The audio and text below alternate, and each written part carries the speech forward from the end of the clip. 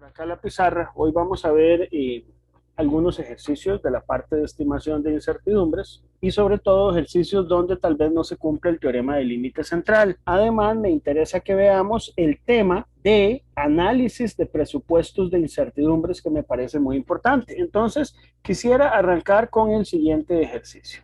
Este primer ejercicio es el cálculo del área de un billete de los nuevos, ¿verdad? De 2.000 colones. Es un ejercicio que tal vez ustedes lo puedan ver muy trivial o muy sencillo, pero nos puede servir para entender algunos conceptos del tema de estimación de incertidumbre de medida. Entonces, yo me di en la mañana la tarea de medir un billete de 2.000 colones y lo primero con lo que vamos a empezar, como todo ejercicio de estimación de incertidumbre, señores, es crear un modelo. Y esto es importante cuestionarlo un poco, porque a veces en ingeniería uno de los errores o uno de los problemas que tenemos los ingenieros es que nosotros creemos que la realidad son los modelos, y eso no es cierto. Ahora, el modelo es una aproximación de la realidad, y nuestro modelo va a ser decir que nuestro billete es rectangular. Eso no necesariamente es del todo cierto, ¿verdad? Pero es un modelo de aproximación donde tenemos una longitud L y una altura H y podríamos medirlo con una regla. Entonces, lo que hicimos fue medirlo con una regla, ¿verdad? Una regla donde la longitud pude medirla como 13,2 centímetros, ¿verdad? Y la división de escala en el caso, digamos, de ese intervalo era de 0,1 centímetros porque era una regla convencional. La altura, por otro lado, me dio 6,7 centímetros, pero esta regla que yo utilicé tiene una división de escala distinta en el intervalo de 0 a 10 centímetros, por lo que aquí la división de escala era de medio milímetro, es decir, de 0,05 centímetros. ¿Qué es la idea? La idea es calcular el área del billete y reportarla con su respectiva incertidumbre expandida para una probabilidad de cobertura del 95,45%. Pues vamos a proceder a hacer ese ejercicio. ¿Qué es lo primero que vamos a hacer? Una vez que hemos creado el modelo y tenemos las mediciones, vamos a calcular el mejor estimador. El mejor estimador está asociado a una función de medición para el área que es básicamente L por H, donde tu L es 13,2 y el H es 6,7. Las unidades de esta área son centímetros cuadrados, es siempre conveniente escribirlas, ¿verdad? Entonces esto nos da 88,44 centímetros cuadrados. Hasta ahí muy sencillo. Ahora, ¿qué incertidumbres vamos a considerar? Bueno, uno podría considerar varias incertidumbres, pero de momento vamos a pensar que las incertidumbres relevantes en el cálculo de esta área están asociadas a dos variables. Una de ellas es la longitud y la otra es la altura.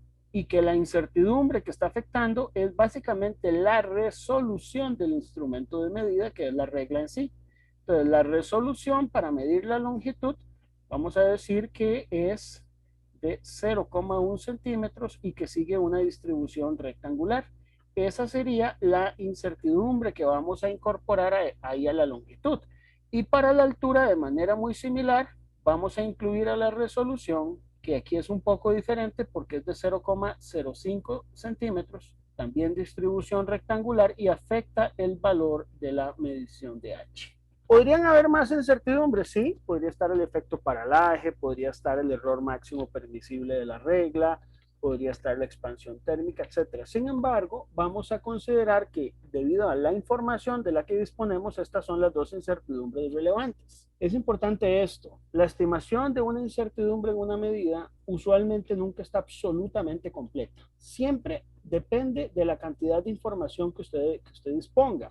Ahora, ¿cómo sabe uno si dispone de suficiente información para que la incertidumbre que usted calcule sea aceptable?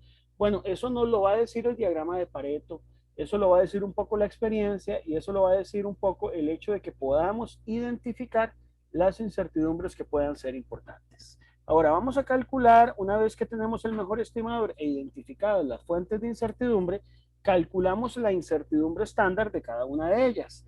Empecemos con la incertidumbre por resolución asociada a la longitud. Entonces la voy a llamar U sub L y es el valor de la división de escala en L, ¿verdad? Para la medición de L entre raíz de 12. Y lo mismo vamos a hacer con la altura H. Es la división de escala empleada para medir la altura H entre raíz de 12 como lo explicamos y está en el material que yo les dejé la semana pasada para estimación de resolución. Entonces aquí nos va a dar 0,1 centímetros, vamos a trabajar en centímetros, podríamos haber trabajado en milímetros también, pero vamos a hacerlo en centímetros, y lo que hacemos es tomar la división de escala y dividirla entre la raíz cuadrada de 12.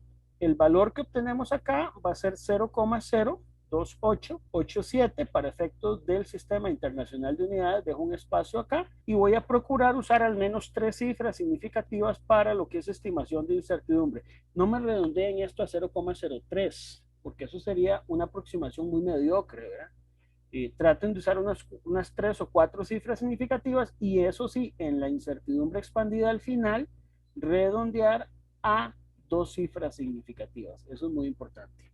Entonces ahí tenemos las 2 incertidumbres. Ahora lo que hacemos es calcular la incertidumbre estándar combinada. Entonces aquí me quiero detener un momentito para recordar bien qué era eso. La incertidumbre estándar combinada del área se puede calcular empleando la ley de propagación de incertidumbre de medida, que me dice a mí que puede ser la derivada parcial del área con respecto a L por la incertidumbre de L, más la derivada parcial del área con respecto a H, que es la altura, por la incertidumbre de H. Probablemente ustedes recuerdan esa relación porque la hemos visto ya en lecciones anteriores. Ahora, como yo sé que el área es L por H, la derivada parcial del área con respecto a L tiene que ser H, y la derivada parcial del área con respecto a H tiene que ser L. Entonces yo puedo sustituir esta expresión por la siguiente. H por incertidumbre de L más L por incertidumbre de H, ¿de acuerdo? Ahora, yo puedo hacer algo aquí. Puedo hacer algo que lo voy a hacer porque me conviene. Podría no hacerlo, simplemente podría sustituir ahí los valores de H, de L, de incertidumbre de L y de incertidumbre de H. Yo podría sustituirlo y calcular la incertidumbre del área. Pero yo quiero hacer algo que yo creo que es útil, que es sacar un factor común. Yo quiero sacar de la raíz este h que realmente es un h cuadrado y este l que realmente es un l cuadrado. Si ustedes lo sacan con cuidado, fuera de la raíz, el h y el l, voy a sacarlos totalmente afuera. Lo que les queda a ustedes es la incertidumbre de l dividido entre l al cuadrado y la incertidumbre de h dividido entre h elevado también al cuadrado. Ahora, nótense que esta expresión que usted obtiene aquí, h por l, corresponde precisamente al área. Y entonces usted podría escribir esto de una forma más conveniente. Usted podría escribir la incertidumbre del área entre el área como la suma geométrica de las incertidumbres relativas de L y H. Eso ya lo hemos hablado la vez pasada, el puro final. Pero entonces en este ejercicio es importante aplicarlo. ¿Por qué es útil aplicarlo? Bueno, porque resulta que me permite a mí escribir un poco más sintetizada la información asociada a la incertidumbre del área. Hacemos las sustituciones respectivas. Como ambas están en centímetros, se van a cancelar las unidades y los términos que obtenemos aquí son adimensionales. Y hacemos lo mismo con la incertidumbre relativa de H. Ahí tal vez lo que vale la pena es calcular por separado cada una de las dos contribuciones. La primera nos da 2,187 por 10 a la menos 3 y la segunda contribución nos da 2,154 por 10 a la menos 3. ¿Verdad? Usted hace la suma geométrica de esas dos y obtiene 3,07 por 10 a la menos 3. ¿Qué significa eso? Porque eso no tiene unidades. Bueno, esa es una incertidumbre relativa. Si usted quiere, digamos, es una incertidumbre estándar combinada relativa. Esa incertidumbre, si queremos convertirla a la incertidumbre del área, tenemos que multiplicarla por el valor del área. Entonces, tomemos la incertidumbre relativa que nos había dado 3,07 por 10 a la menos 3, la multiplicamos por el valor del área en centímetros cuadrados y ya nos da una incertidumbre que yo recomiendo reportar con al menos 3 cifras significativas en cálculos intermedios, ¿verdad? 0,271 centímetros cuadrados. Ahora, uno podría preguntarse, muy bien, esa es la incertidumbre estándar combinada. Yo quisiera ahora calcular la incertidumbre expandida, para lo cual yo necesito hacer una evaluación del teorema del límite central. Entonces, habíamos visto que habían varios casos. Un caso era predominancia de una incertidumbre rectangular, donde decíamos que el factor de cobertura era 1,65 para una probabilidad de cobertura del 95,45%. El otro caso era cuando había una repetibilidad que tenía un número reducido de grados de libertad, es decir, estaba calculada con base en una muestra limitada de datos y esa repetibilidad o esa incertidumbre por repetibilidad no era despreciable, para lo cual calculábamos los grados efectivos de libertad con la fórmula de Welch-Satterthwaite. Pero también hay un caso en el que usted tiene dos incertidumbres que son rectangulares, como lo vemos en el caso de este diagrama de causa-efecto, y esas dos incertidumbres rectangulares de repente parecen no ser despreciables.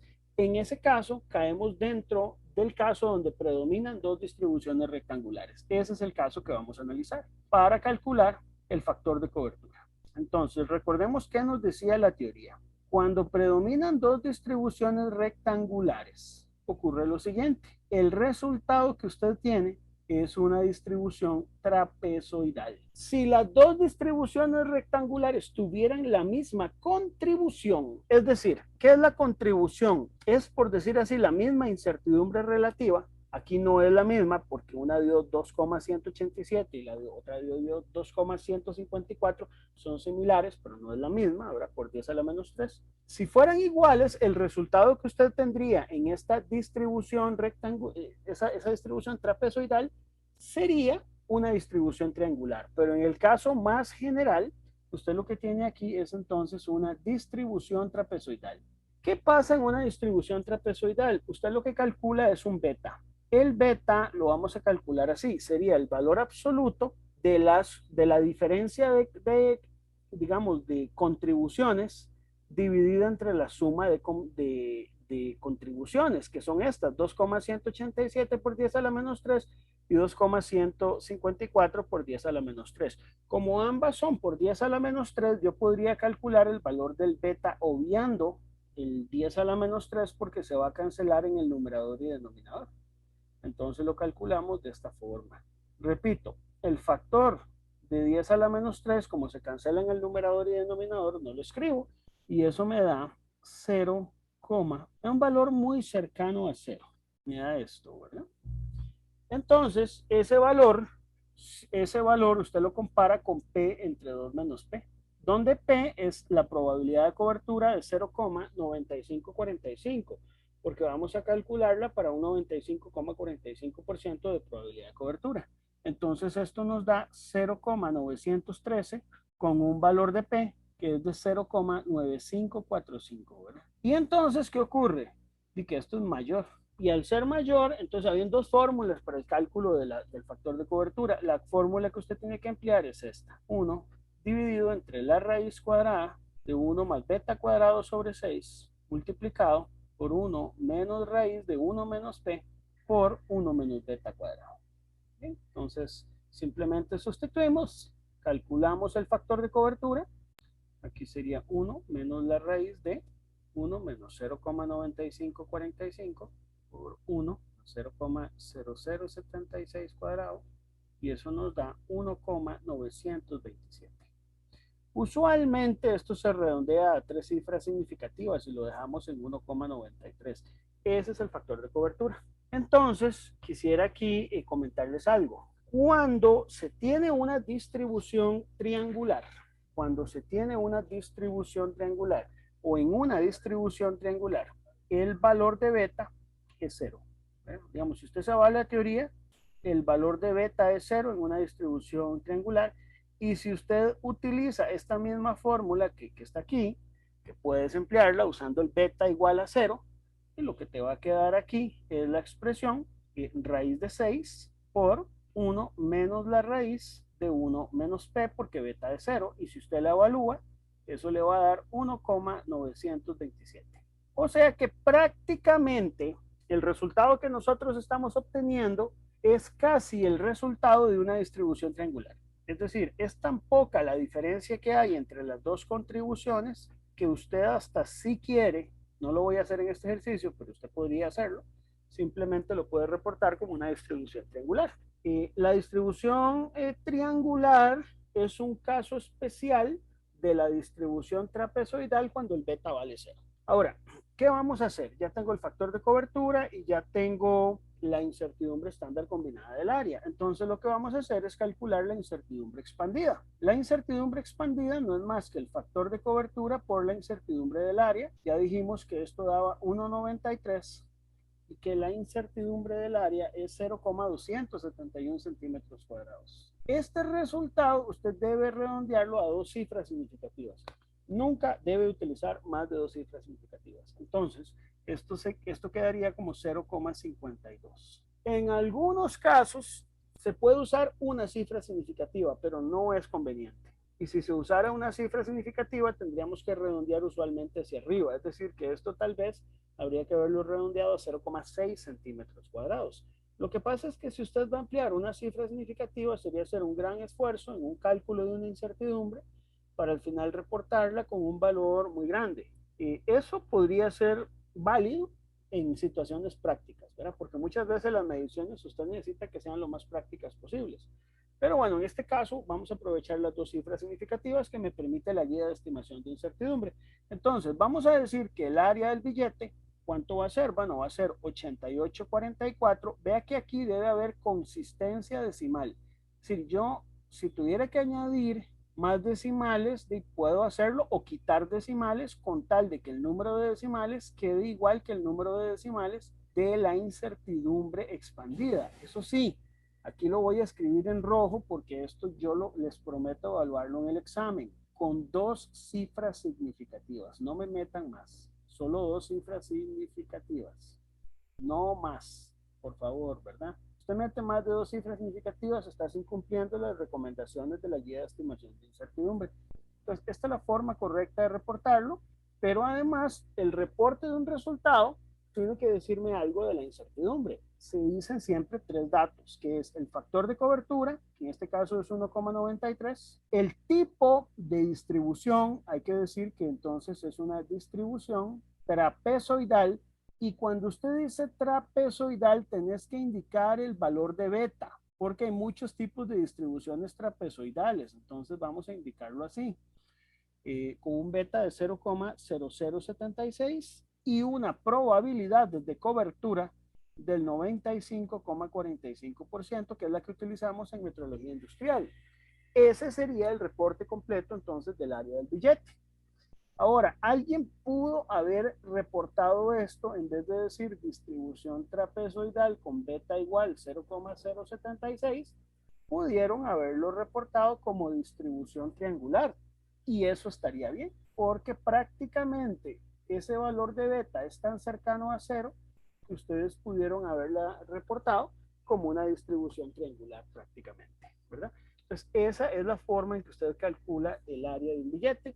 Y este sería un caso en el teorema del límite central donde ustedes no tienen un factor de cobertura de K igual 2 necesariamente porque no se cumple el teorema del límite central. Entonces también hay que aprender a resolver ese tipo de casos. Bueno, un ejemplo similar van a encontrar ustedes en el capítulo 3, donde yo les doy el cálculo del área de una hoja de papel tamaño bond. Entonces es muy similar a este, pero con otros datos. Entonces estudienlo por ahí. Se encuentra ahí en el capítulo 3. Muy bien.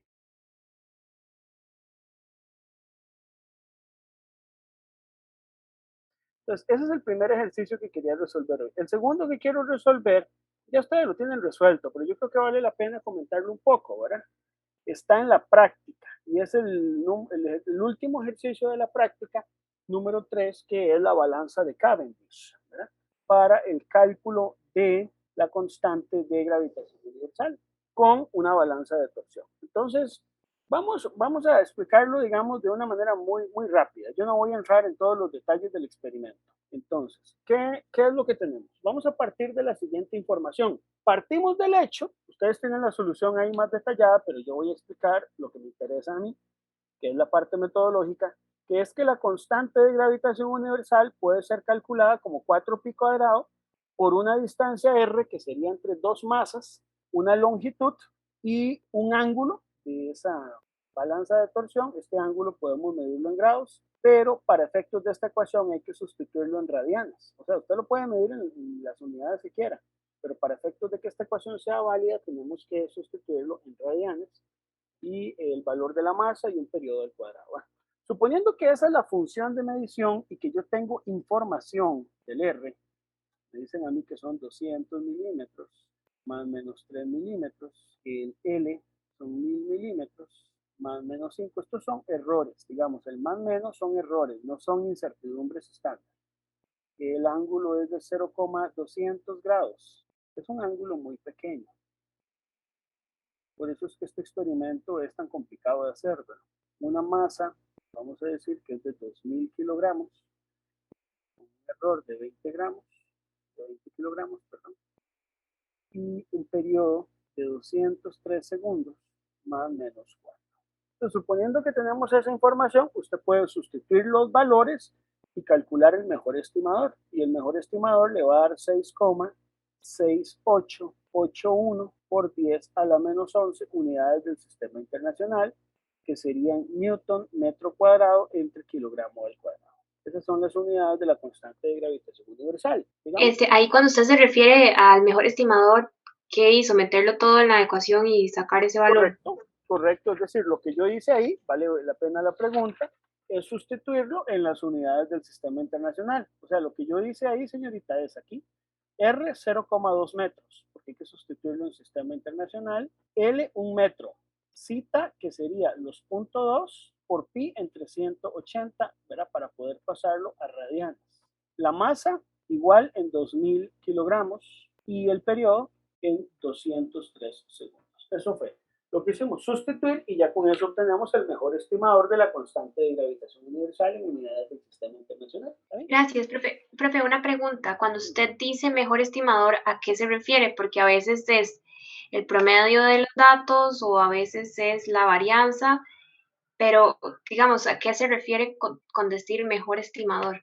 Es una muy buena pregunta. La varianza nunca va a ser el mejor estimador la varianza. Puede ser el promedio de los datos cuando usted tenga repetibilidad, por ejemplo, un experimento como en la dureza Vickers o en la dureza Brinell, es un promedio de un conjunto de datos o el promedio de una serie de datos, o cuando usted tiene experimentos de medición indirecta como estos, es el sustituir los mejores estimadores de cada medición, es decir, los valores promedio de cada medición en una función de medición como esta para obtener un resultado. Es decir, el mejor estimador es el resultado que usted reportaría de una medición. A eso se le conoce con el nombre de mejor estimador. Ok, perfecto. Entonces, ¿cómo calculamos la incertidumbre estándar? Bueno, varias cositas. Todo esto lo que tenemos aquí son errores estándar, ¿verdad? Es decir, nosotros lo que tenemos aquí como primer paso es calcular el UDR, ¿verdad? El UDL, el UDZ, el UDM y el U del periodo, ¿verdad? Eso es lo que vamos a calcular. Entonces, por ejemplo, para el UDR, si lo voy a calcular en milímetros, después vemos si se hace conversión. Es esto entre raíz de 3, 5 milímetros entre raíz de 3,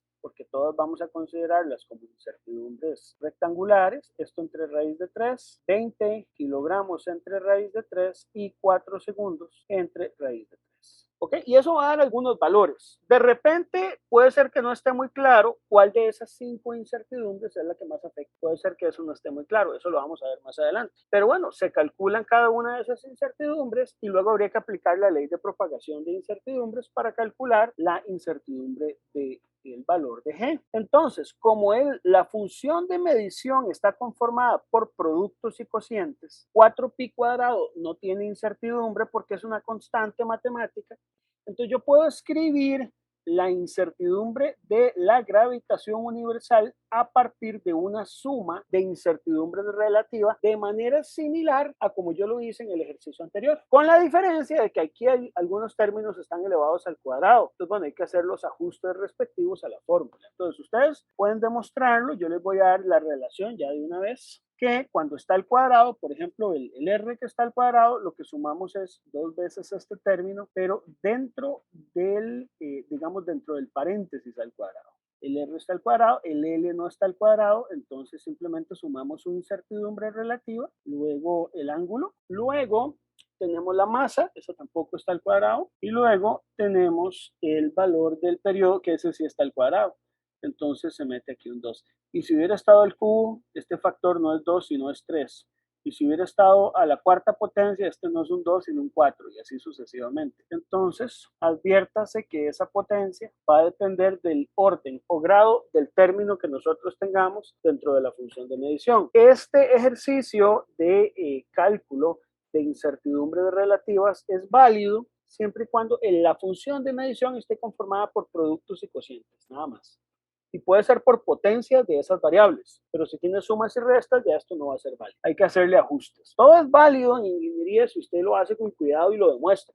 Por eso es importante hacer bien las demostraciones, ¿verdad? Y tener claros los conceptos desde el punto de vista matemático. Ahora, ¿cuánto nos da eso? Bueno, si usted hace toda la sustitución de cada uno de los términos, etcétera, etcétera, lo que va a obtener usted es esto. Y aquí dejo un espacio para respetar el uso del sistema internacional. Ahora, esa es la incertidumbre relativa. Es una incertidumbre relativa del orden de 0,03, es decir, es de un 3% aproximadamente, ¿verdad? Entonces, ¿qué vamos a hacer? Vamos a agarrar, para poder calcular la incertidumbre de la gravedad local, necesito multiplicar esto por G, y entonces sería tomar esta incertidumbre, multiplicarla por el mejor estimador que nosotros tuvimos, y obtenemos entonces el valor de la, digamos, de la incertidumbre estándar, que aquí nos va a dar, voy a escribirlo en potencias del orden de 10 a la menos 11. ¿Por qué en 10 a la menos 11 y no escribo 2,04 por 10 a la menos 12, que sería lo mismo? Porque yo necesito respetar la misma potencia con la que yo trabajé la gravedad,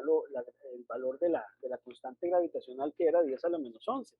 Pues para tener consistencia trabajo con el mismo orden de magnitud. La incertidumbre expandida, tal vez aquí no está claro porque no hemos hecho un análisis de todas las incertidumbres, eso lo vamos a ver ahora dentro de un ratito, pero hagamos una suposición. Es una suposición algo irresponsable, puede ser que no les guste y tienen toda la razón, pero hoy ya vamos a suponerla que de alguna manera se le da permiso a usted que considere que se cumple el teorema del límite central, y por lo tanto para un 95,45% de probabilidad de cobertura usted puede asegurar que el factor de cobertura es 2. Entonces, tomando en cuenta eso, multiplica por un K igual 2 y entonces obtiene que el valor de la incertidumbre expandida es de 0,41 por 10 a la menos 11 newton metro cuadrado entre kilogramo cuadrado. ¿Cómo reporta el valor de la constante de gravitación universal? Bueno, para que esto tenga consistencia decimal, usted tiene que reportar 6,69. Hasta ahí, no puede reportar más decimales,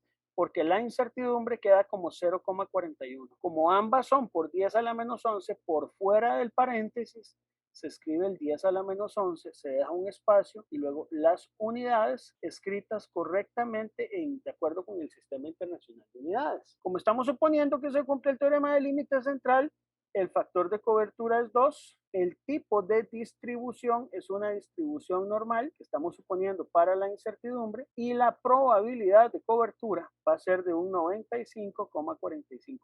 Esa sería la respuesta. Profe, ¿por qué hizo la suposición? ¿Por qué hice la suposición del cumplimiento del teorema del límite central? Sí. Bueno, es una buena pregunta, por eso les decía que no lo demostré, ¿verdad? Pero estoy partiendo del hecho de que las contribuciones, digamos, cada uno de los términos que están aquí elevados al cuadrado son aproximadamente de la misma magnitud, son aproximadamente del mismo tamaño. Ahora que veamos el presupuesto de incertidumbres, podemos confirmarlo, a ver si yo tenía razón o no. Pero que digamos, si quiere decirlo así, transparente y francamente, fue por una decisión irresponsable, por un permiso especial que yo le di. Digamos, yo le pude haber dicho en el enunciado de su examen, suponga que se cumple el teorema del límite central, porque si yo no le digo eso, usted no puede suponerlo. Entonces, digamos que es una suposición para llegar a este ejercicio, pero que eventualmente vamos a demostrar dentro de unos minutos. ¿Está bien, señorita? Ahí, perdón la respuesta así tan informal, ¿verdad? Pero esa es la razón. Está bien. ¿Está bien? Ya lo vamos a ver. Ya vamos a ver si yo tuve razón o no. Y si no tuve razón, hay que hacer un cálculo nuevo de la incertidumbre expandida y ajustarla, ¿verdad? Puede ser que si la tengo que ajustar, cambie un poquitito. O puede ser que esté bien, pero ya lo vamos a ver. De momento, ¿por qué les explico este ejercicio? Bueno, porque me interesa que ustedes sepan que cuando hay productos, ustedes pueden calcular de esta manera la incertidumbre estándar combinada.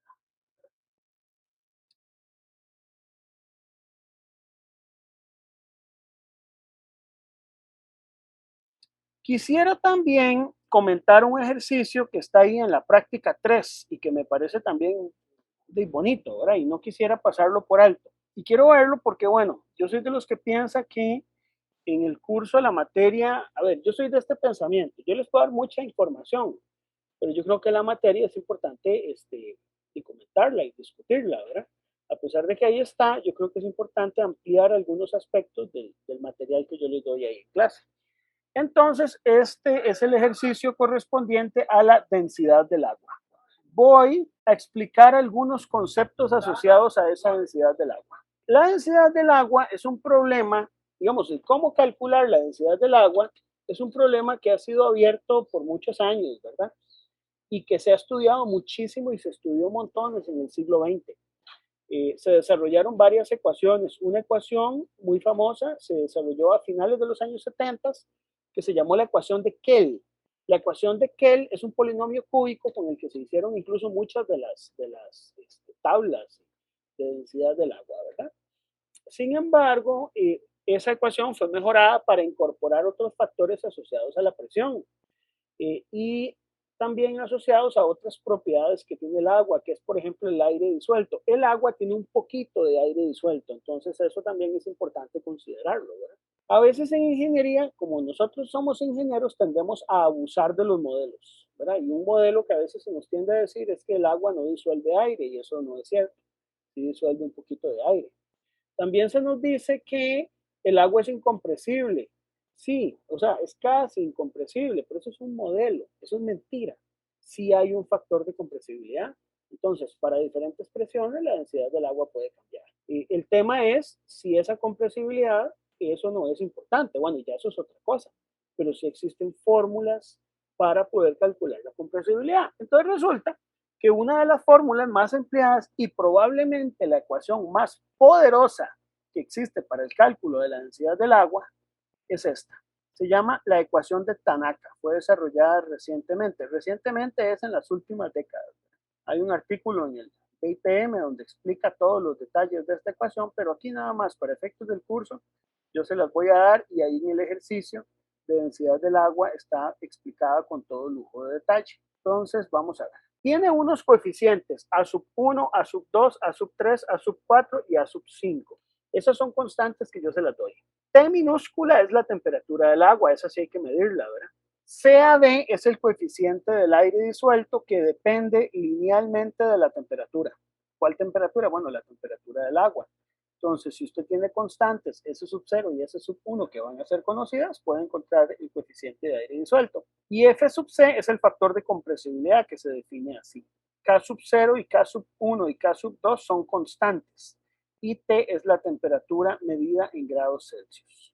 Entonces, P sub 0 es una constante, es la presión que es aproximadamente una atmósfera, o sea, una atmósfera en sí, ¿verdad? Entonces ese es el valor del P sub 0, pero P es un valor que usted tiene que medir en pascales y debe introducir dentro de esa ecuación. Bueno, ahí está todo explicado en el ejercicio. Si usted usa esta tecnología, hay una incertidumbre por ecuación, es decir, usted paga un peaje por usar esta ecuación que es asociado a toda la regresión y el hecho de que esta ecuación está asociada pues a datos experimentales, ¿verdad? Entonces, vamos a considerar que hay una incertidumbre por ecuación que es una expandida de 0,00083 kilogramos por metro cúbico con un factor de cobertura K igual 2. Bueno, esa es la ecuación para la densidad del agua. Uno podría decir, bueno, ¿cómo calculo el mejor estimador? Bueno, necesitamos valores de temperatura y valores de presión. Entonces, supongamos que usted tiene una medición de temperatura que es de 25 grados Celsius con un gradiente. Un gradiente significa que ella puede cambiar un poquitito, 0,15. O sea, puede estar entre 25,15 y 24,85. Ahí puede cambiar un poquito. Y la presión, vamos a decir que es de 89,50 kilopascales con un gradiente de 0,12 kilopascales, lo cual en nuestro caso pues sería lo mismo que decir 89.500 pascales con un gradiente de 120 pascales, ¿verdad? Por la conversión multiplicando por 1000 ambas partes de la ecuación. Ok, usted llega y mete esa temperatura y esa presión ahí. A ver, usted puede meterla de dos formas. De forma irresponsable, que sería, suponga que el factor de compresibilidad no existe, que el coeficiente de aire disuelto no existe. que esos dos términos son términos que fueran despreciables. Usted podría decir, bueno, ¿y qué pasa si yo hago semejante cosa, ¿verdad? Entonces, lo hacemos. Si usted supone, ¿verdad? Si usted supone que el coeficiente de aire disuelto es 0 y que el factor de compresibilidad es 1 y no aportan incertidumbre de ningún tipo, entonces la densidad del agua le va a estar dando 997. Nunca llega a 1000 kilogramos por metro cúbico, eso es importante, ¿verdad? Anda cercana, pero no llega, le da este valor. Ahora, si usted dice, no, yo la verdad que voy a ponerme serio, voy a considerar respectivamente el cálculo del coeficiente del aire disuelto, el factor de compresibilidad, sustituyo la presión de 89.500 pascales, la temperatura de 25 grados Celsius, calculo esos coeficientes y calculo la densidad, entonces obtiene otro valor, que es el siguiente, considerando adecuadamente el valor del coeficiente del aire disuelto y el factor de compresibilidad, la densidad que usted obtiene, vean qué interesante, es 997,039. O sea, cambia un poquitito. Hay una diferencia de 0,008 kilogramos por metro cúbico. Uno podría preguntarse, bueno, ¿es esa diferencia significativa o no? Bueno, depende de la incertidumbre, porque si la incertidumbre es mucho mayor que esa diferencia, entonces prácticamente es irrelevante que usted considere el coeficiente de aire disuelto y el factor de compresibilidad. Entonces yo voy a hacer el cálculo utilizando el método de todos los factores, o sea, este método de aquí. En la solución del ejercicio, yo les adjunto la solución considerando el coeficiente de aire disuelto en 0 y el factor de compresibilidad en 1 y también esta otra que es la que yo voy a ver. Pero me parece que resolver los dos casos es un poco repetitivo, así que voy a resolver solamente el segundo caso y el primero va a ser un poco más fácil. Entonces, para ello, lo que vamos a hacer es un diagrama de causa-efecto. Aquí el diagrama de causa-efecto es un poquito más complicado. ¿Por qué? Porque resulta que la función de medición, que es la densidad del agua, depende de dos funciones más, coeficiente de aire disuelto y factor de compresibilidad. Y depende también en forma directa de la temperatura. Entonces, vamos a ver. Voy a proponer hacer el siguiente diagrama. Voy a hacerlo en grande. Aquí voy a tener la densidad del agua. Vamos a considerar la dependencia directa de la temperatura. Bueno, ¿y a qué me refiero con dependencia directa de la temperatura? Me refiero a que la ecuación, ven que depende de la temperatura. Pero además, como depende del factor de compresibilidad, entonces voy a considerar aquí el factor de compresibilidad como una rama del diagrama. Y voy a considerar también el coeficiente de aire disuelto. Y además, no podemos perdernos del peaje que yo tengo que pagar, que es la incertidumbre por ecuación. Esa incertidumbre por ecuación, entonces es de más o menos 0,00083 kilogramos por metro cúbico, un factor de cobertura de K igual 2, y suponiendo que esto es una distribución normal. Ok, la temperatura tiene un gradiente. Entonces el gradiente es parte de las fuentes de incertidumbre y cuando no hay mucha información del comportamiento de ese gradiente, usualmente se toma como una distribución rectangular. En esto hay discusiones, señores. Vean. Yo aquí sí les voy a decir algo que es importante, que puede ser un problema para los ingenieros. A nosotros como ingenieros nos gusta hacerlo todo por norma.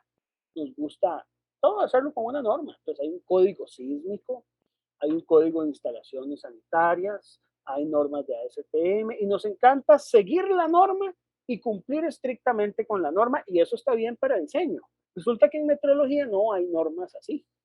En metrología mucho depende de prácticas comunes, pero también del criterio y no podemos perder de vista el criterio. Yo considero una distribución rectangular en el gradiente por ser un enfoque muy conservador, pero hay metrólogos muy serios que consideran que cuando el gradiente se da en tiempo corto, una distribución triangular es el mejor estimador y está bien. Sin embargo, yo aquí voy a recomendar utilizar distribuciones rectangulares en gradientes de tiempo corto. Si alguien quiere usar una triangular, también eso es un enfoque debidamente válido y no se le puede poner malo, es una consideración. Mucho en metrología depende de consideraciones. Uno puede cuestionar las consideraciones, pero no los cálculos. Si el cálculo usted lo hizo con ciertas consideraciones y esas consideraciones están amparadas a su cálculo, entonces yo considero que ese cálculo está bien. Yo no te puedo cuestionar un cálculo bajo una suposición, te puedo cuestionar una suposición, pero ya eso sería otra cosa, ya eso se sale del ejercicio, ¿verdad? A menos que la suposición que usted se hace sea una aberrancia completa, ¿verdad? Como que usted suponga que ese gradiente es una normal, de ahí sí tengo que ponérselo malo, ¿verdad? Pero usted podría tomarlo como una rectangular.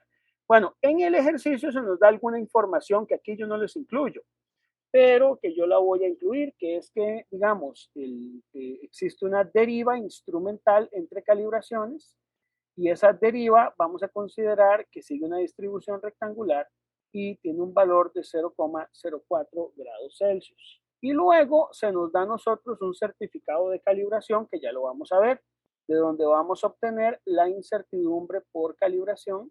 Esa incertidumbre por calibración vamos a considerar que sigue una distribución normal y un factor de cobertura K igual 2 y ya vamos a ver cuánto es que vale esa incertidumbre por calibración. Entonces, permítanme compartirles el enunciado. Esto ya lo vimos la vez pasada, pero vale la pena volver a revisarlo. Ahí ustedes tienen que ver el enunciado de la práctica 3. Estamos en el ejercicio de densidad del agua. Quiero que vean lo siguiente, señores. Yo quiero que vean los datos del certificado de calibración. Ahí está. Entonces, nosotros estamos midiendo una temperatura en una vecindad correspondiente a 25 grados Celsius.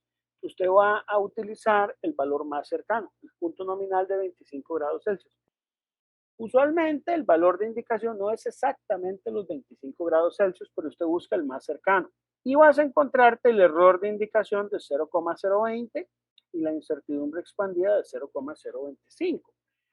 ¿Cómo encuentro la incertidumbre expandida aquí? Lo que tengo que hacer es tomar el valor absoluto del error de indicación, o sea, sin su signo, más la incertidumbre expandida en ese punto de calibración. La suma de esos dos te da 0,045 grados Celsius. Esa se considera como la incertidumbre expandida U asociada a la calibración con ¿qué información adicional?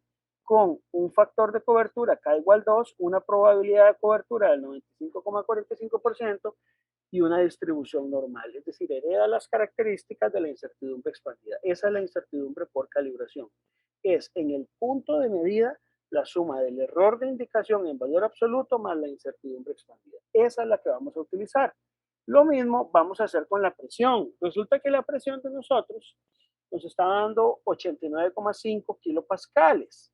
Si usted hace las conversiones respectivas, ¿verdad? Tal como lo vimos en el primer parcial, a hectopascales, nosotros vamos a andar por acá, ¿verdad? 895. ¿Verdad? Es el valor más cercano porque ya aquí se aleja 892, 898. Nosotros andamos aquí, que es 89,5 kilopascales, es 89.530, el valor de 89.500 es este valor, ¿verdad?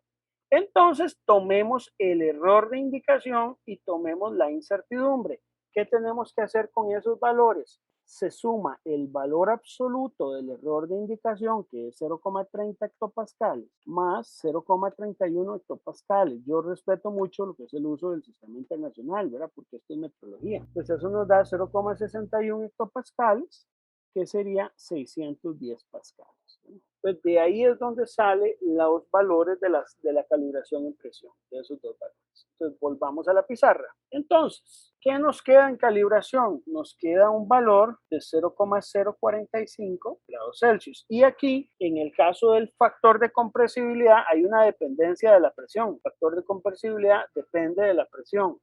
Entonces vamos también a incluir las incertidumbres asociadas.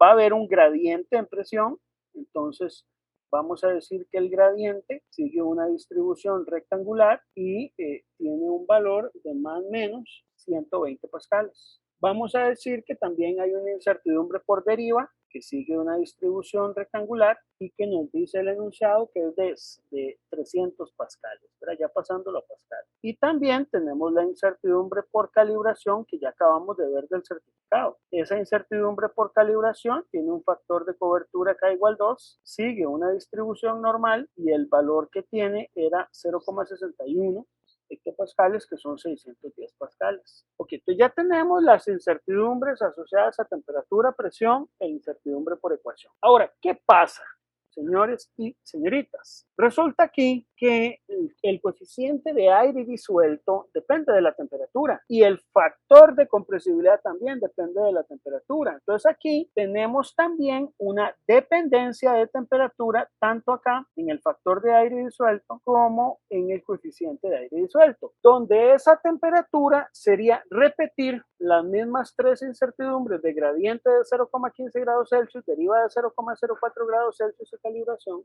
de 0,045 grados Celsius. Voy a repetir eso.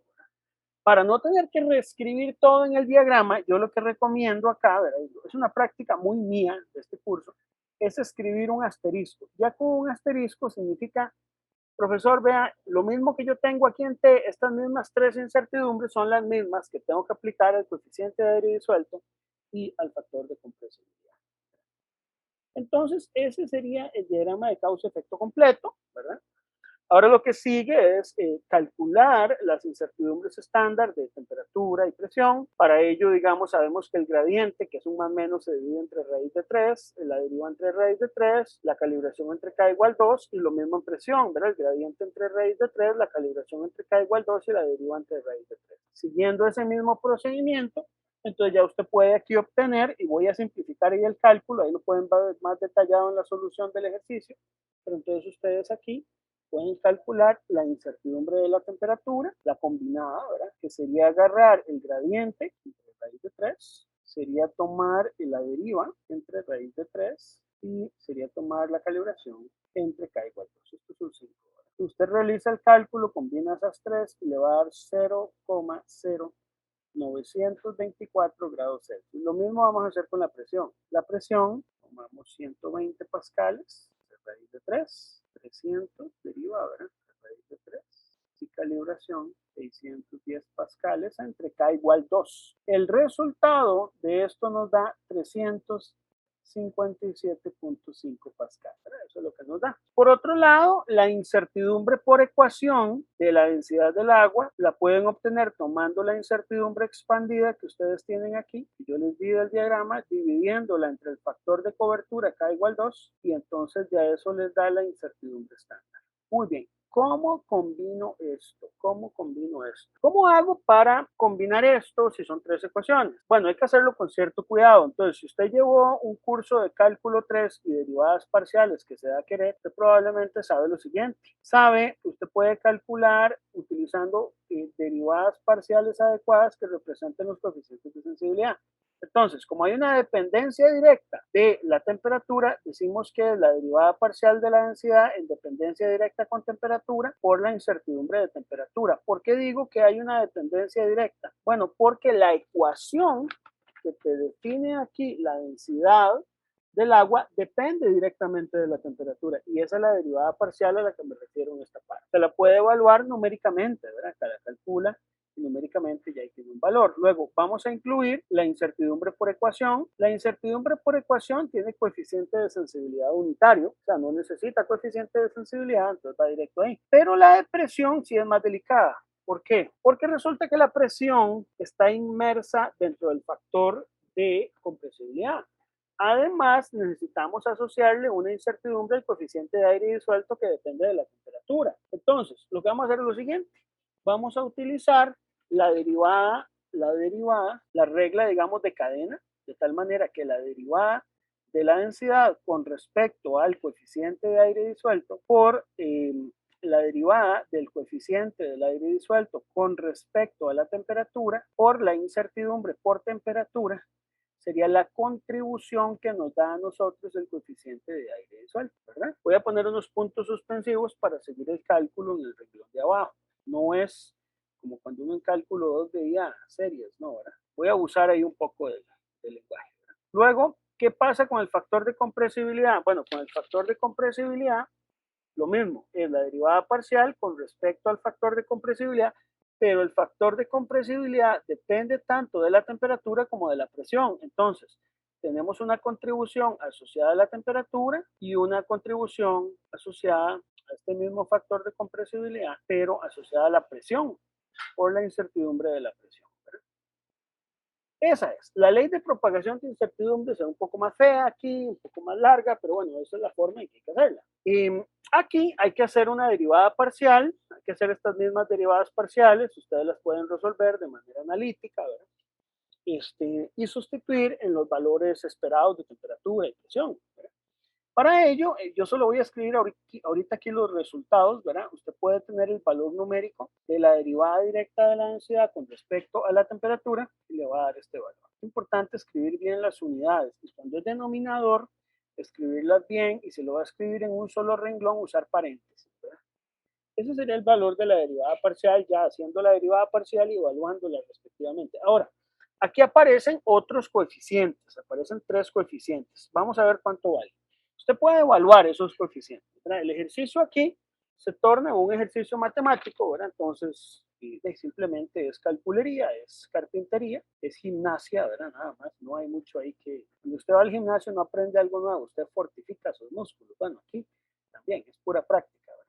Entonces, esto le va a dar más o menos el factor de compresibilidad por S1, ¿verdad? Y esto le va a dar un valor de 0,1060 por 10 a la menos 3 kilogramos entre metro cúbico por grado Celsius. Si usted hace la derivada parcial de F con respecto al factor de compresibilidad por la derivada del factor de compresibilidad con respecto a la temperatura, esto le da aproximadamente igual a la densidad del agua por el factor K1 más 2K2 por temperatura menos peso. Se llega, evalúa todo eso, le va a dar 1,391 por 10 a la menos 5 kilogramos por metro cúbico por grado Celsius. Ahí yo hice una simplificación, que es suponer que esto que yo llamo densidad es el valor de la densidad, digamos, calculada sin el coeficiente de aire disuelto y sin el factor de compresibilidad, que prácticamente son iguales. Entonces, para efectos de una incertidumbre, hablar de una y la otra, o sea, con y sin factor de compresibilidad y coeficiente de aire disuelto, prácticamente son iguales. Por eso fue que le puse un aproximado, ¿verdad? Porque matemáticamente no es igual, es una aproximación, ¿verdad? Sin embargo, quiero que vean algo. Quiero que vean que estos son valores por 10 a la menos 3 y por 10 a la menos 5, que todos están asociados a la temperatura. Es decir, estas son 3 contribuciones a temperatura, donde la contribución principal es de 0.2566 y las otras son de 10 a la menos 3 y 10 a la menos 5. Es decir, que para efectos de nuestro cálculo, usted puede considerarlo, pero esto prácticamente es despreciable. Esto prácticamente es despreciable. Y dentro de la ley de propagación de incertidumbre, este término de aquí prácticamente es cero y este término de aquí prácticamente es cero. ¿Por qué? Porque predomina el término de la densidad con respecto a temperatura, de esa primera derivada parcial. Entonces, eso es lo primero que hay que ver. Pues parte del ejercicio es ver que esos términos son despreciables, ¿eh? Luego, ¿qué pasa con el de presión? Bueno, el de presión es un poquito más delicado porque, vamos, cuando usted calcula esto con respecto a presión y usted evalúa y lo que va a obtener aproximadamente, bueno, es el valor del ρ por esto y esto le va a dar 4.506 por 10 a la menos 7. Las unidades aquí ya son otras, son kilogramos por metro cúbico por pascal. Bueno, aquí, a pesar de que es 10 a la menos 7, hay que ir con cuidado. Significa que este término de aquí no es tan fácil decir que es cero, ¿verdad? De hecho, el coeficiente de aquí no es cero, tiene un valor, que es entonces 4,506 por 10 a la menos 7. Y ya, digamos, habría que multiplicarlo por la incertidumbre en pascales, que es de 357,5 pascales, y ver a partir de eso si el término que usted tiene ahí es despreciable o no es despreciable. Ustedes pueden demostrar que es prácticamente un término que afecta muy poco, ¿verdad? Es prácticamente despreciable. Aquí los términos que afectan más son los de temperatura y tal vez un poquito el de ecuación. Si usted evalúa, digamos, ya la incertidumbre estándar combinada, utilizando todas estas simplificaciones, la incertidumbre estándar combinada de la densidad va a quedar entonces a algo un poco más reducido, ¿verdad?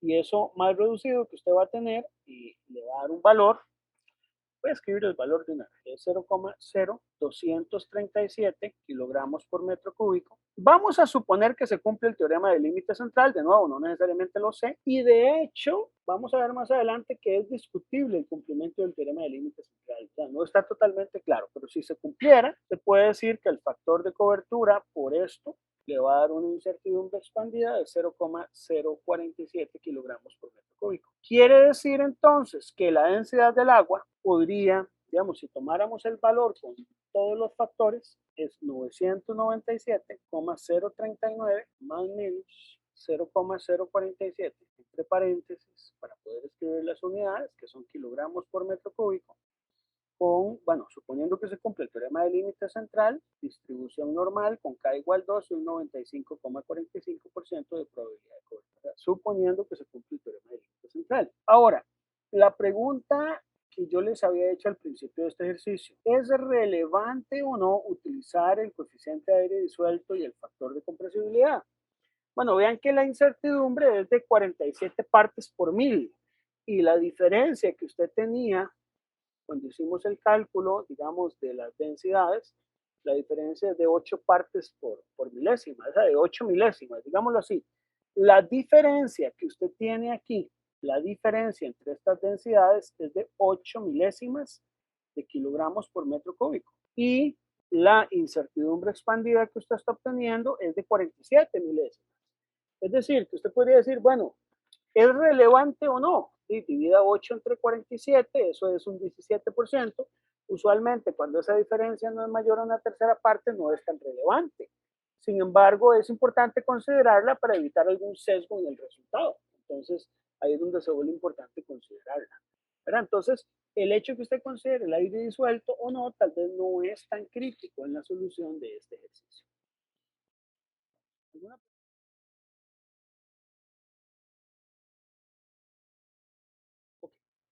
Quiero que veamos ahora el análisis de presupuestos de incertidumbre. Entonces, esto también se los dejé por ahí. Esto es partiendo un poco con lo que ya habíamos visto la vez anterior. La vez anterior, en la lección anterior, estuvimos viendo los presupuestos de incertidumbre de los ejercicios de la práctica 3. Yo aquí les preparé los 8 presupuestos de incertidumbre de todos y cada uno de los ejercicios de la práctica 3 que están ahí. Aquí están todos, ¿verdad? Aquí lo que yo quiero es que analicemos cuáles incertidumbres son o no son despreciables. No importa, revisemos los anteriores de la semana pasada. Este era el primero que habíamos visto, el de la medición con un termómetro, ¿verdad? Entonces, ahí estaban las 5 incertidumbres. Las incertidumbres dentro del presupuesto se ordenan de mayor a menor. Es una recomendación que yo hago. No necesariamente aquí en el presupuesto tienen que estar ordenadas de mayor a menor, no necesariamente. Sin embargo, si ustedes quieren sacarle el provecho, es bueno que las ordenen de mayor a menor. Ya vamos a ver más adelante en metrología dimensional, temperatura o presión, que a veces no se pueden ordenar así de fácil. Pero digamos que a este nivel que estamos nosotros sí lo vamos a hacer así. Entonces las ordenamos de mayor a menor con base en la contribución y cuando sea conveniente usamos una unidad en vez de grados Celsius, el milikelvin, o en vez del milímetro, el micrómetro, para evitar problemas, digamos, de que queden o valores con 0,00000 algo, o valores en el orden de millones, que eso no se ve bien en metrología. ¿Verdad? Entonces ahí está. Entonces aquí podemos ver que yo programé lo siguiente. Aquí la primera incertidumbre, que es 1,15, con respecto a 1,96 milikelvin, que es la combinada estándar, representa el 59% del valor de la incertidumbre estándar. Por lo tanto, esta es una incertidumbre relevante. Voy a marcarla en verde. ¿Verdad? La siguiente incertidumbre, vean que yo las coloqué en orden descendente, corresponde, aquí yo lo que calculé fue la combinación, la suma geométrica de estas dos y la dividí entre la combinada para ver estas dos cuánto me aportan. Es decir, ya si yo sumo la incertidumbre del módulo y la repetibilidad, que es la segunda en importancia, ya esas dos me suman un 79,4%. ¿Okay? Y ya con la tercera de calibración, si yo sumo estas tres, ya me da un 94,4%. Yo tengo que llegar hasta un 95% para poder decir que esas son las incertidumbres relevantes. Y ya por encima de ese 95%, prácticamente puedo decir que son despreciables. Entonces, siendo estrictos con ese 95%, podríamos decir que las incertidumbres relevantes son las primeras 4. Y además la resolución, que es la que nos queda aquí al final, es despreciable, como ustedes lo pueden ver aquí. Cuando hay una incertidumbre ahí despreciable, a esa incertidumbre se ve de menor tamaño y es una incertidumbre que llamamos el resto. La incertidumbre estándar combinada se deja al final porque es la columna completa de todas y se remarca con otro color. Yo la estoy remarcando con color rojo en unidades de milikelvin. Entonces ahí podemos ver cómo el error del módulo, repetibilidad y calibración tienen más o menos el mismo peso. La deriva resulta no ser del todo tan despreciable, entonces también es una incertidumbre importante. Sin embargo, la resolución se considera una incertidumbre despreciable. Entonces es importante ver cuáles son despreciables y cuáles son importantes. Ahora, de esas importantes, como la repetibilidad es una incertidumbre importante y no es despreciable, por eso tiene sentido el cálculo de los grados de libertad. Sin embargo, dio tan alto que el factor de cobertura es prácticamente 2. Es por eso que yo aquí podría decir que sí se cumple el teorema del límite central. Prácticamente, porque el número de grados de libertad me dio más de 100, ¿verdad? Y de repente las incertidumbres de módulo, repetibilidad, calibración, incluso deriva, no hay una que predomine por encima de las demás. Las 4 tienen más o menos la misma magnitud, ¿verdad? Tal vez la deriva no tanto, pero las primeras 3 sí.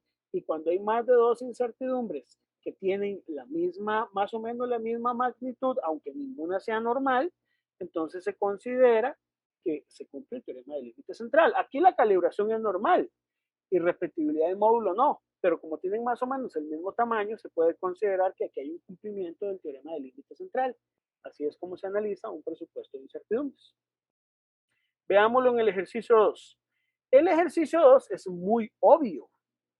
La única incertidumbre importante es la incertidumbre asociada al error de la ecuación. Entonces, la resolución de la altura y la resolución de la latitud no es relevante a este nivel. De hecho, ni siquiera sus contribuciones son apreciables. Ya solamente la primera incertidumbre se come el 99,999875% de la incertidumbre estándar combinada. Por eso es que aquí nosotros habíamos asegurado que hay un predominio de una distribución rectangular. Entonces marco en verde únicamente la incertidumbre que es importante. Las otras dos yo puedo decir que son despreciables, ¿verdad? Muy bien. Veamos el tercer ejercicio. En el tercer ejercicio, ustedes pueden ver ahí que hay 4 incertidumbres. Esas 4 incertidumbres, de buenas a primeras, se ve que no hay ninguna que predomine. No hay ninguna que predomine. Y eso se puede ver en los resultados del porcentaje acumulado, ¿verdad? Porque resulta que la primera incertidumbre aporta el 52,4, con la segunda el 72,7, la tercera el 84, 88,4. Entonces, para llegar por lo menos al 95% de las incertidumbres y poder trazar una línea ahí de cuáles son despreciables y cuáles no lo son, y no la hay. Las 4 prácticamente son importantes. Entonces, en este ejercicio particular, no hay incertidumbres despreciables. No hay incertidumbres despreciables. Cuando no hay incertidumbres despreciables, es muy probable que andemos con una buena estimación de incertidumbre. Cuando usted tenga un presupuesto de incertidumbre y tenga demasiada incertidumbre despreciable, puede ser entonces que estás tratando de buscar incertidumbres de más. Y las que son importantes son las que tenemos que ver cuantificados. Se considera que un buen cálculo de incertidumbre es aquel en el que las incertidumbres relevantes las hemos logrado identificar y calcular, ¿verdad? Entonces aquí es natural que se cumpla el teorema del límite central, ¿verdad? La repetibilidad no predomina, por lo tanto ven que el factor de cobertura prácticamente es 2, porque tiene 573 grados de libertad y prácticamente aquí es un buen ejemplo de cumplimiento del teorema del límite central. Veamos el ejercicio 4. El ejercicio 4 se vuelve ya ahora sí interesante, chicos. ¿Por qué? Bueno, porque este ejercicio 4 prácticamente la incertidumbre más importante es la reproducibilidad. y tiene 6 grados de libertad. Esa se come casi el 95%. Incluso si usted quiere ser estricto, meta la deriva, ¿de acuerdo? Porque si usted quiere decir, bueno, es que necesito llegar al 95% para decir cuáles son realmente las incertidumbres que son relevantes, si usted quiere puede meter la deriva. Si usted quiere puede dejar solo la reproducibilidad porque ya ella prácticamente llega al 95%. ¿Qué pasa aquí? Que por eso es que los grados de libertad aquí son tan bajos y por eso el factor de cobertura da tan alto, da no 2 sino 2,43.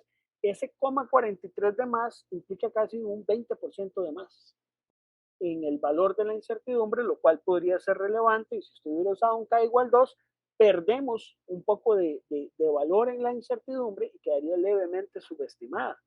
Por eso es que es importante haber calculado bien el número de grados de libertad. Y el hecho de que la reproducibilidad sea tan grande es lo que hace que exista predominancia de una distribución de pocos grados de libertad. Aquí voy a cambiar formato al eje para que se vean mejor, digamos, la división decimal, tal vez con 3, para que la escala la podamos leer ahí mejor. Ok, es importante que en la escala siempre aparezcan ahí las unidades, ¿verdad? Y también vean que es importante que aparezcan las unidades también en el presupuesto de incertidumbres para que no haya duda y que se indique también cuáles llevan un más menos y que se haga la separación con un espacio ahí con el formato de celda, ¿verdad? Eso lo pueden hacer ustedes cuando hacen el formato de celda del Excel, ¿verdad? Y pueden ajustarlo para que genere ese espacio. Muy bien, veamos este ejercicio 5. El ejercicio 5 es el ejercicio de la densidad del agua, el que vimos ahora, ¿verdad? El que les acabo de resolver. Que por ahí me habían preguntado si y por qué usa K igual 2. ¿Será realmente responsable o no utilizar K igual 2? Bueno, vamos a responderlo a partir del presupuesto de incertidumbres. Pues aquí les elaboré el presupuesto de incertidumbres. Ahí está la fuente de incertidumbre, la incertidumbre original, tipo de distribución, la incertidumbre estándar, el coeficiente de sensibilidad con sus unidades, las contribuciones y los grados de libertad con el uso adecuado del Sistema Internacional de Unidades. Son 7 incertidumbres, señores y señoritas. Podemos ver que yo estas 7 incertidumbres las ordené de mayor a menor para poder visualizar cuáles son despreciables y cuáles no. La primera, que es el gradiente de temperatura, es la que definitivamente es la más importante. Se come el 93,7% de la incertidumbre estándar combinada. Después, si quiere, podemos añadir la deriva. Y hasta ahí. El resto podríamos decir que son despreciables, ¿verdad? El resto podríamos decir que son despreciables. Si usted fuera así de estricto, realmente lo que tenemos ahí son 2 rectangulares, ¿cierto? Porque tanto el gradiente como la deriva son 2 incertidumbres rectangulares que ya te abarcan el 97%. Entonces, usted podría calcular el beta, ¿verdad? Utilizando las 2 contribuciones que usted tiene ahí, ¿verdad? Y calcular el factor de cobertura. El factor de cobertura es 1,75. El beta da muy alto. Cuando el beta va dando muy alto, la tendencia es que se parezca a una distribución más rectangular, donde el factor de cobertura es 1,65. Por eso usted da más bajo. Un factor de cobertura típicamente anda entre 1,65 y 2 y piquito con la T de student, ¿verdad? Entonces este factor de cobertura nos da 1,75. Si usamos el 1,75, nos da una incertidumbre de 0,042. Y si hubiéramos usado el K igual 2, nos da una incertidumbre de 0,047, que era la que habíamos obtenido. Entonces la pregunta es aquí, ¿cuál es lo más correcto? Bueno, aquí yo les pido analizar. El análisis es fundamental en cualquier problema de ingeniería. Las fórmulas las entiende cualquiera sin ser ingeniero. Los cálculos los puede realizar cualquiera sin ser ingeniero. Usted le da una fórmula a un economista para que haga ingeniería, la fórmula se le evalúa hasta mejor que uno. Pero la ingeniería, el pensamiento, la formación de ustedes tiene que ser en la comprensión propia del fenómeno que ustedes están analizando. Entonces, quiero que vean lo siguiente. Quiero que vean con atención este gráfico de pesos de incertidumbre. decir que estas primeras dos incertidumbres son las que más predominan, usted en el fondo, así, de su corazón, siendo honesto totalmente con su conciencia, sabiendo que no importa que usted ponga aquí 1,75, yo le voy a poner el problema bueno. Y si usted toma K igual 2, también se lo voy a poner bueno. Cualquiera de las dos se los voy a poner, le voy a poner un 100 y las dos soluciones del problema. ¿Cuál será la más adecuada? ¿Cuál es la que representa realmente lo que está ocurriendo en la convolución de las distribuciones de probabilidad? Bueno, resulta que la deriva y la calibración prácticamente son iguales. Una 0,0059 a dos cifras significativas y la otra 0,0058. Entonces, pensar que una por valer 0,059 es apreciable y la otra, que es prácticamente de la misma magnitud, es despreciable, no me parece tan razonable. Y no me parece tan razonable. Entonces, yo por eso preferiría incluir esta tercera como parte de las incertidumbres importantes, donde prácticamente ahí llego al 100%, porque las incertidumbres por ecuación y presión son prácticamente despreciables, ¿verdad? Es muy poco lo que te van a aportar. Entonces aquí tal vez un enfoque con el K igual 2 pueda ser un poco más razonable, ¿verdad? No sé si con eso respondo la pregunta, creo que fue Valeria que me la había preguntado el por qué usa el K igual 2. O no sé si los he enredado más, no sé, los escucho.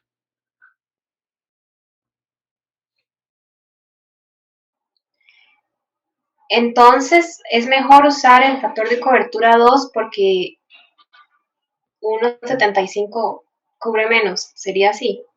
No solamente, usted, bueno, está bien, eso es una razón por la que uno usa el K igual 2 y está bien, doña Valeria, pero es más que todo porque en la realidad usted lo que tiene son tres distribuciones predominantes, no dos. Usted tiene tres. Usted tiene tres porque vean, prácticamente la calibración y deriva son del mismo tamaño. O sea, usted está discriminando la de calibración donde prácticamente tiene el mismo valor a nivel de magnitud que la incertidumbre por deriva. Entonces, no tiene sentido despreciar dos incertidumbres donde las dos son prácticamente iguales y quedarse solo con una, ¿verdad? Esa es la verdadera razón. Ahora, lo otra que usted dice, y está bien, si usted se va, digamos, al principio de máxima entropía, que es el que uno debería aplicar en incertidumbre, de 2 cubre más que 1,75. Pero tampoco tiene sentido usar un K igual 2, por ejemplo, en el problema de gravedad local, donde usted sabe que lo que tiene es una distribución rectangular. Entonces, la razón anda por ahí, Valeria. Ok, está bien. Gracias. Hay que pensarlo, ¿verdad? Un poco. Igual, yo les voy a poner buenas las dos, no se preocupen. Pero yo creo que aquí lo que realmente lo hace usted, ingeniero, y la intención que yo busco en este curso es que usted piense, que usted cuestione su conocimiento. Si yo le doy a usted solamente un procedimiento y le digo que estimación de incertidumbre solamente calcularía, y eso realmente no estás pensando, ¿verdad? Eso es como cuando en cálculo uno resuelve integrales, y son muy bonitas, pero ¿y para qué sirven?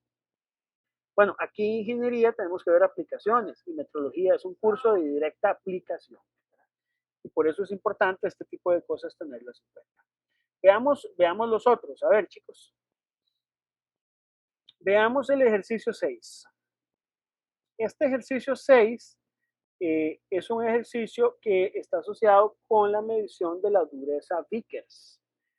Entonces aparecían 4 incertidumbres por ahí. Ahí tienen toda la solución. Recuerden, ya hemos hablado cómo es que se resuelve eso. Yo aquí sí cometí algunas, ¿cómo te digo? Algunas imprudencias medidas. Y es que no le puse unidades al coeficiente de sensibilidad. Se le pueden poner y a la contribución también. Usualmente en medición de dureza usted nada más dice la escala y el número. No se dan las unidades, pero no puse las unidades. Eso puede ser una informalidad de mi parte, si ustedes quieren ponerlo así. Pero que quede grabado en el video y les advierto que no es que no me haya dado cuenta. Que se puede complicar un poco aquí el meter todas las unidades, pero bueno, debí haberlo hecho tal vez, ¿verdad?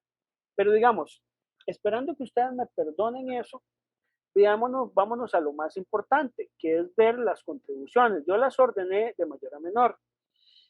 La primera contribución, que es la calibración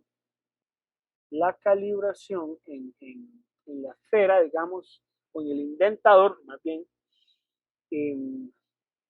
me aporta un 79,9, o sea, casi un 80% de la incertidumbre. Y la calibración con la repetibilidad me aportan ya el 95%. O sea, la diferencia entre diagonales y el error de la fuerza los puedo considerar despreciables. Solamente las primeras dos, ¿verdad? Entonces, ¿qué ocurre aquí? Como dentro de las incertidumbres no despreciables, o sea, dentro de calibración y repetibilidad, tenemos unos grados de libertad tan bajos como 4, es necesario calcular los grados efectivos de libertad. ¿Por qué? Porque a pesar de que la repetibilidad es más pequeña que la calibración, podría ser que me reduzca el número de grados de libertad y me incremente un poquito el factor de cobertura, y así es. De hecho, da 37 el número de grados de libertad, el factor de cobertura 207, que es un poquito más de 2. Y bueno, a dos cifras significativas prácticamente usted no tendría gran diferencia, se redondea a 11, ¿verdad?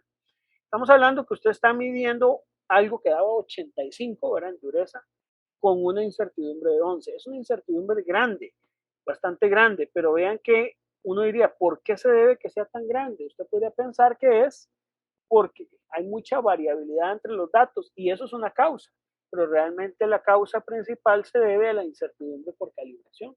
Si nosotros pudiéramos calibrar o realizar mediciones en la calibración con un poco más de precisión, no tendríamos ya ese problema.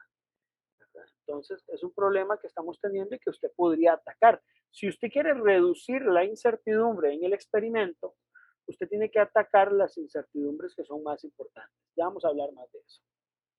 Veamos el ejercicio 7. En el ejercicio 7 solo hay 3 incertidumbres. Es un ejercicio muy bonito, ahí yo se lo dejé, también fue de examen, en el que yo mido los 3 lados de un triángulo y utilizando la fórmula de Herón, que ustedes ven en secundaria, calculan el área. Quitando todo el álgebra, que el álgebra ahí sí es un poco elevada, pero todos pueden hacer, ahora tienen Wolfram Alpha, tienen todo, ¿verdad? Tienen todas las herramientas, o ustedes mismos con su capacidad analítica pueden resolver sus problemas, ¿verdad? Ustedes pueden encontrar esas contribuciones. Yo las contribuciones las convertí a grados, porque lo que yo quiero es medir un ángulo interno, ¿verdad? Entonces, por eso aparecen ahí en grados, ¿verdad? Los coeficientes de sensibilidad vienen un poquito modificados, pero por lo mismo, ¿verdad? Y entonces aparecen estas 3. Usted podría decir, bueno, ¿cuáles son despreciables y cuáles no? Bueno, la primera y segunda definitivamente son las importantes. La primera se come el 85%, la segunda el 96%. Ya la tercera podrías considerarla si quieres despreciable. Entonces aquí yo había tomado primero el factor de cobertura como K igual 2, pero aquí no está tan claro. Pudo haber tomado el factor de cobertura de 1,86, que es el que se obtiene considerando que esto sigue una distribución trapezoidal porque estas dos son rectangulares y la convolución de dos rectangulares es una trapezoidal. No cambia mucho, vea que te cambia de 0,42 a 0,45, pero entonces ahí que, pues, si usted quiere, puede despreciar la resolución de B, que es la más pequeña, y si no, pues puedes utilizar un factor de cobertura de K igual 2, ¿verdad? No sé si les queda un sinsabor con eso, ¿verdad? Porque entonces usted puede decir, pero ¿cómo hago yo para saber así ya realmente cuándo se cumple o no se cumple el teorema del límite central, ¿verdad? No hay un método, porque hay como casos donde no está tan claro, como en ¿verdad? Usted dice, bueno, si yo aplico la regla del 95% no se cumple el teorema del límite central, pero realmente la resolución de B no es tan despreciable, a pesar de que tiene un valor más o menos grande, ¿verdad? Lo que pasa es que es una suma geométrica y por eso es que ya este tercer término casi no afecta, pero existen otros métodos. Hay un método, yo se los recomiendo, muy bonito, que se llama simulación de Monte Carlo. Ustedes pueden aprenderlo, ¿verdad? Es un método bellísimo que ese va a ser más adecuado para resolver este tipo de problemas, porque en vez de utilizar el método de la guía de estimación de incertidumbres, que fue un método desarrollado en los años 90, donde la computación no estaba todavía tan desarrollada como ahora, y hacer Monte Carlo no era tan fácil, entonces se utilizaba esta metodología que es muy efectiva, ¿verdad? Porque es muy práctica de hacer. Es básicamente la ley de propagación de incertidumbre, es una aproximación de Taylor a primer orden de los términos que conforman una función, ¿verdad? Pero la simulación de Monte Carlo en ese sentido resuelve esos problemas y le dice exactamente el tipo de distribución que debería seguir una incertidumbre combinada, ¿verdad? Entonces hay problemas donde por simulación usted puede resolver muchas cosas. Y por último, este es el ejercicio 8, ¿verdad? El de la balanza de torsión, ¿verdad? El del experimento de Cavendish para medir la constante de gravitación universal. Entonces vemos ahí los errores, el del periodo, la distancia entre las masas R, el ángulo de rotación, la masa y la longitud. Y ahí están con sus respectivos coeficientes. Igual aquí no les puse las unidades, debía habérselas puesto, pero quedan medio enredadas, pero sí, aquí me faltan las unidades de medida. Entonces ahí pido las disculpas, aquí sí están bien, ¿verdad?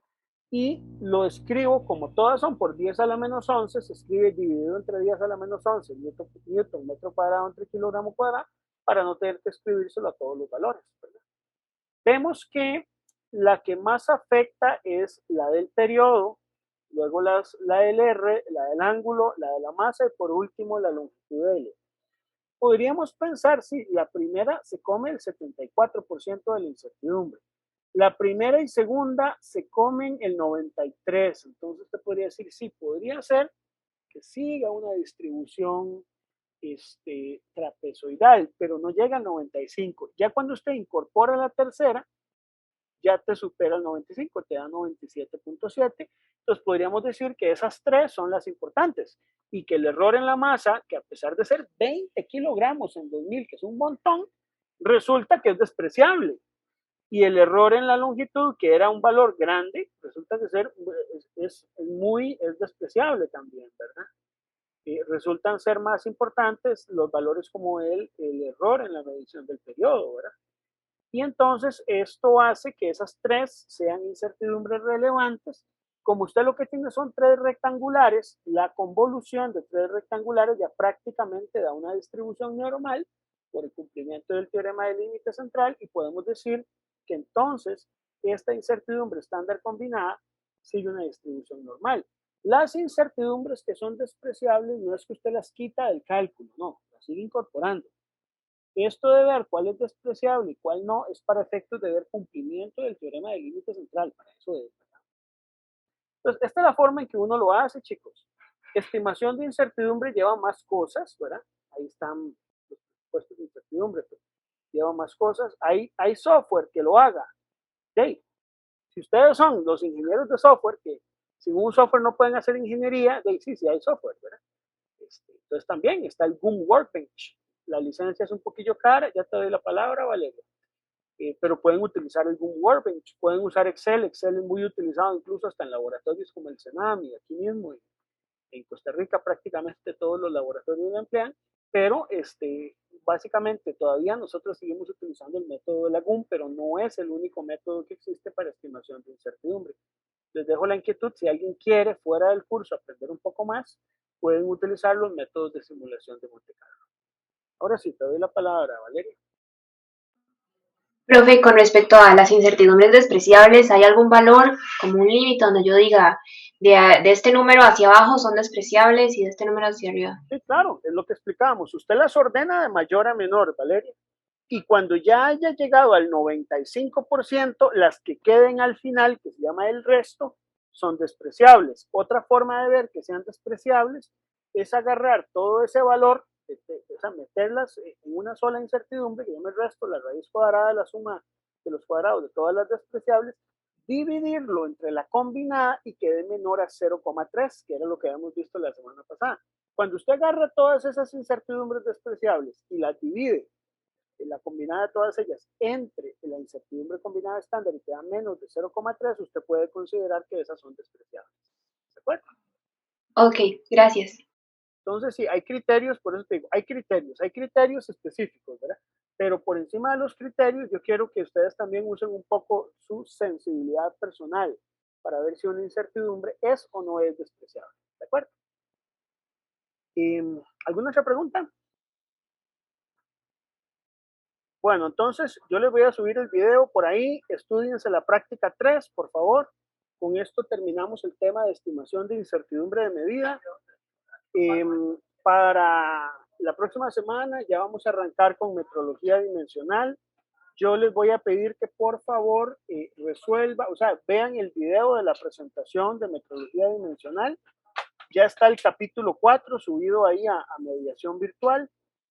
La próxima semana vamos a hablar de temas muy interesantes. Vamos a hablar de qué es el efecto paralaje. Vamos a hablar de que incluso en una medición de una regla eso existe, el efecto paralaje. Vamos a hablar también de lo que es el error de coseno. Esa es una incertidumbre que les voy a ser honesto, eso muy poca gente sabe calcularla. Muy poca gente. Dentro de mis colegas, muy pocos saben calcularlo. No se quiera presumir, pero muy pocos. Y está en la GUM, está explicado en la GUM, ¿verdad? Está explicado en la Guía de Estimación de Incertidumbres Internacional. Entonces yo a veces me pregunto un poco, bueno, ¿y por qué no lo estudian, verdad? A veces creo que en ingeniería cometemos un error. Queremos aprender ingeniería a partir de lo que los demás hacen y nos dicen, yo soy formado por la experiencia. Bueno, hay cosas que la experiencia no te enseña. Si usted quiere conocimiento nuevo, eso la experiencia no lo enseña. La experiencia te enseña el conocimiento previo, te enseña adaptabilidad, te enseña un montón de cosas que son muy buenas. Pero si usted quiere conocimiento nuevo, tiene que sentarse a estudiar. Y una de las cosas, ¿verdad? Y perdón este regaño intelectual con el que termino el curso, pero es parte de su formación, es que ustedes como ingenieros tienen que estar preparados a resolver problemas desconocidos. No vayan a llegar ustedes a un proyecto cuando vayan a trabajar o a su proyecto final de graduación y van a tener problemas porque no saben de algún método que no les enseñaron en ningún curso.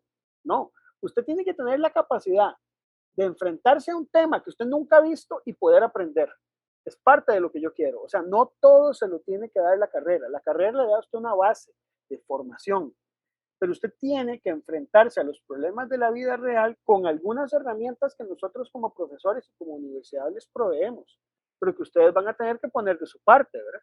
No piensen que estudiar una carrera es que yo le voy a dar a usted toda una serie de herramientas y que el mundo ya está construido, ya hay una norma para construir el mundo. No, nosotros como ingenieros estamos generando conocimiento, estamos generando experiencia, ¿verdad? O sea, si tuviéramos mucho conocimiento, muchos de los grandes desastres de la ingeniería no hubieran ocurrido, y muchos ocurren porque a veces necesitamos generar conocimiento. Entonces, un curso de metrología te da herramientas para que usted pueda generar conocimiento. ¿Usted mide para qué? Para conocer mejor una variable, para saber si lo que usted conoce de esa variable está bien o no. Uno puede partir de una estimación de Fermi, pero luego eventualmente eh, puedo refinar ese cálculo para poder obtener un poco más de información y conocimiento de lo que yo quiero medir.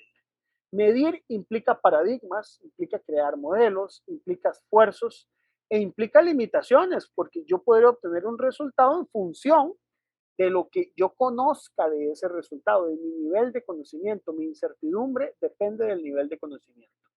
Calcular una incertidumbre, algunos lo consideran un arte incluso, no necesariamente un procedimiento.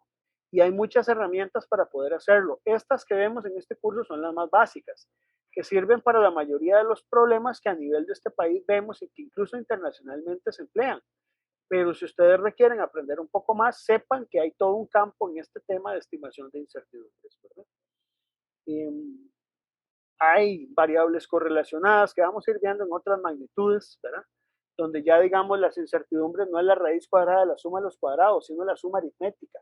Entonces ahí lo pueden ver en el capítulo 3. Yo les di un ejemplo que es lo que tiene que ver con masas. Por ejemplo, cuando usted coloca dos pesas, se considera que son magnitudes correlacionadas, o resistores que han sido calibrados contra un mismo patrón, o juegos de bloques patrón. Eso lo vamos a ir viendo poco a poco en las otras magnitudes. Entonces, bueno,